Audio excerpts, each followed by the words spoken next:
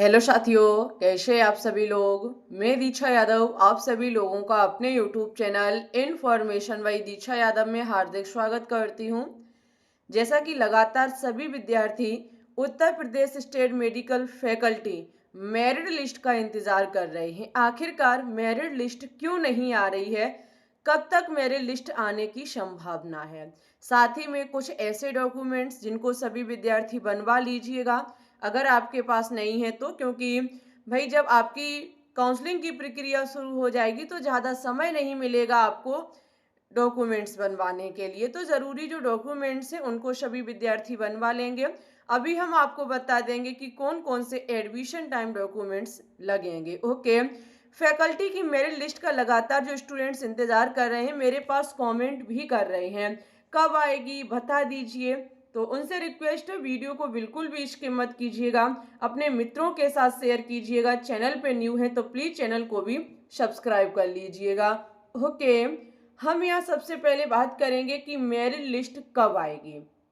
अगर मैं merit list की बात करूं तो सभी का अंदाज़ा यही था कि 15 जुलाई से पहले पहले मेरिट लिस्ट जारी कर दी जाएगी। 15 जुलाई से, आज 15 जुलाई हो गई है। हमने मॉर्निंग से वेबसाइट को भी चेक किया, कोई अभी तक नोटिफिकेशन नहीं है।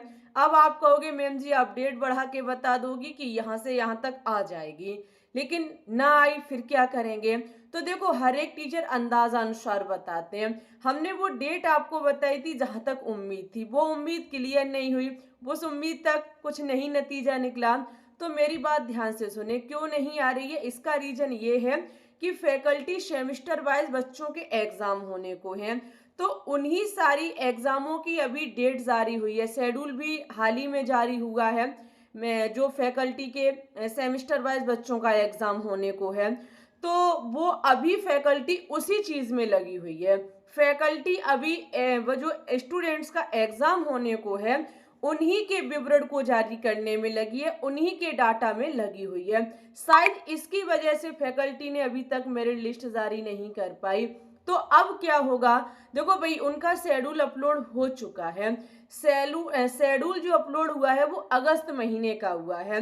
अब आप दिमाग लगाओ, जब तक वहां स्टूडेंट्स का एग्जाम नहीं होगा तब तक सीटें कैसे खाली होंगी, और सीटें खाली नहीं होंगी आपको सीट कैसे मिलेगी। तो अगस्त में जैसे वहां शेड्यूल लगा दिया गया है, तो हो सकता है कि आपका जो मेरिट सूची है वो 15 जुलाई से पहले आए कहीं।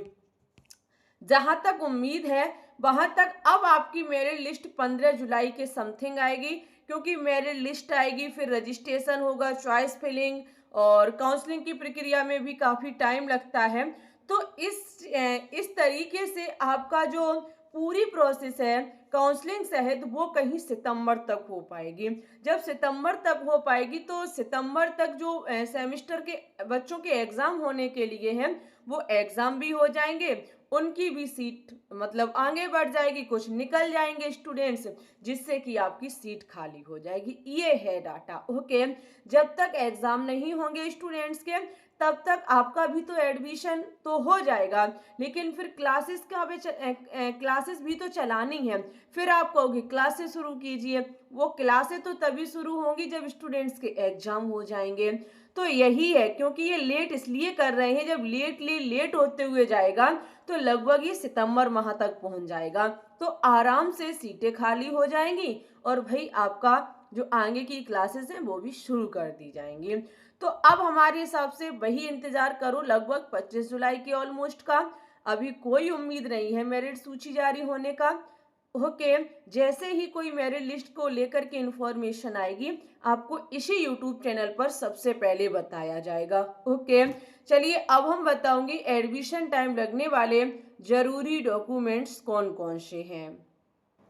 तो आप देख सकते हैं हम वेबसाइट पे आ चुके हैं। देखो जरूरी डॉक्यूमेंट्स कौन से हैं, तो आपके पास ऑनलाइन एप्लीकेशन फॉर्म का प्रिंट आउट होना चाहिए, अलाउट में लेटर का प्रिंट आउट होना चाहिए, क्लास 10th और 12th की मार्कशीट होनी चाहिए, ओबीसी एससी एसटी वालों का जाति प्रमाण पत्र होना चाहिए, ईडब्ल्यूएस का प्रमाण पत्र अगर आपका है तो आपके पास होना चाहिए, और अन्य उपश्रेणी प्रमाण पत्र है, जैसे कोई पीएच का है, एफएफ, एक्सरे आर्मी का अगर आपके पास कोई प्रमाण पत्र है तो ये भी होना चाहिए।